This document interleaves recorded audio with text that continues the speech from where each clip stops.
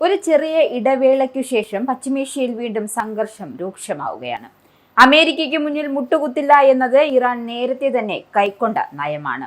ആ നയത്തിൽ നിന്നും ലെവലേശം മുന്നോട്ട് പോകാനോ അല്ലെങ്കിൽ പിന്നോട്ട് പോകാനോ ഇപ്പോഴും ഇറാൻ തയ്യാറല്ല. അതാണ് അമേരിക്കയുടെ ഒരു തരത്തിലുള്ള അല്ലെങ്കിൽ ഒരു വിധത്തിലുള്ള പേടിപ്പിക്കലും ഇറാനോട് ചെലവാകാത്തത്. എന്തായാലും അമേരിക്ക ആക്രമണം കടുപ്പിച്ചതോടെ ഹോർമൂസ് കടലിടുക്ക് ഇറാൻ എന്ത് ചെയ്തു? അങ്ങ് അടച്ചുപൂട്ടി. US ഇടപെടൽ അവസാനിപ്പിക്കുന്നത് വരെ കടലിടുക്ക് അടച്ചിടുമെന്ന തങ്ങളുടെ നയം അങ്ങ് വ്യക്തമാക്കുകയും ചെയ്തു. ഹോർമൂസ് അടച്ചിട്ടതിന് പിന്നാലെ ഇറാനിൽ US ആക്രമണം ശക്തമാക്കി. ഇറാനിൽ US നടത്തുന്ന മൂന്നാം ഘട്ട ആക്രമണം കൂടിയാണ് ഇത്. യുദ്ധം ആരംഭിച്ചതിനു ശേഷമുള്ള ഏറ്റവും തീവ്രമായ ബോംബ് ആക്രമണമാണ് US നടത്തുന്നതെന്ന കാര്യം ന്യൂയോർക്ക് ടൈംസ് റിപ്പോർട്ട് ചെയ്യുന്നുണ്ട്. ഇറാനിൽ എവിടെയാണ് ആക്രമണം നടത്തിയത് എന്ന കാര്യം US സൈന്യം വ്യക്തമാക്കിയിട്ടില്ല. ഇറാന്റെ തെക്കൻ തീരത്തെ പ്രധാന നഗരങ്ങളായ അസലുയ, ഡെയർ, ബുഷഹർ, ബന്ദർ അബ്ബാസ്, സിറിയക് എന്നിവിടങ്ങളിൽ സ്ഫോടനങ്ങൾ കേട്ടതായാണ് ഇറാൻ വ്യക്തമാക്കുന്നത്. അനുവാദമില്ലാത്ത വഴിയിൽ കൂടി ഹോർമൂസ് കടക്കാൻ ശ്രമിച്ച കപ്പലിനെ IRGC ആക്രമിച്ചിരുന്നു. ഇതിനു പിന്നാലെയാണ് ഹോർമൂസ് കടലിടുക്ക് അടച്ചതായി പ്രഖ്യാപിച്ചത്. തിരിച്ചടിച്ചാൽ കടുത്ത ആഘാതമുണ്ടാകുമെന്ന് ഇറാൻ US മുന്നറിയിപ്പ് നൽകി. ആശയവിനിമയ സംവിധാനങ്ങൾ വിച്ഛേദിച്ച് സമുദ്ര സുരക്ഷയെ അപകടത്തിലാക്കിക്കൊണ്ട് നീങ്ങിയ കപ്പൽ ആക്രമിക്കുകയും തടയുകയും ചെയ്തെന്ന് IRGCയുടെ നാവികസേന പറയുന്നുണ്ട്. എന്നാൽ ഏതാണ് കപ്പൽ എന്നത് സംബന്ധിച്ച് യാതൊരുവിധ വിവരവും ഇറാൻ പുറത്തുവിട്ടിട്ടില്ല.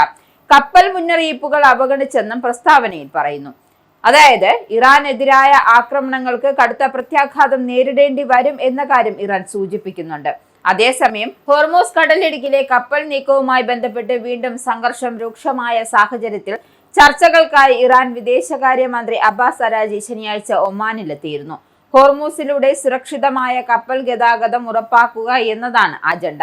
ഈ ചർച്ച തുടരവെയാണ് ഇപ്പോൾ ഹോർമൂസ് അടച്ചതായി ഇറാൻ പറഞ്ഞിരിക്കുന്നത്. എന്തായാലും ഈ ആഴ്ചയിലുണ്ടായ പ്രത്യാക്രമണങ്ങൾ കണക്കിലെടുക്കാതെ US ഇറാനും ചർച്ചകൾ തുടരാൻ സമ്മതിച്ചു എന്ന് വെള്ളിയാഴ്ച US പ്രസിഡന്റ് ഡൊണാൾഡ് ട്രംപ് വ്യക്തമാക്കിയിരുന്നു.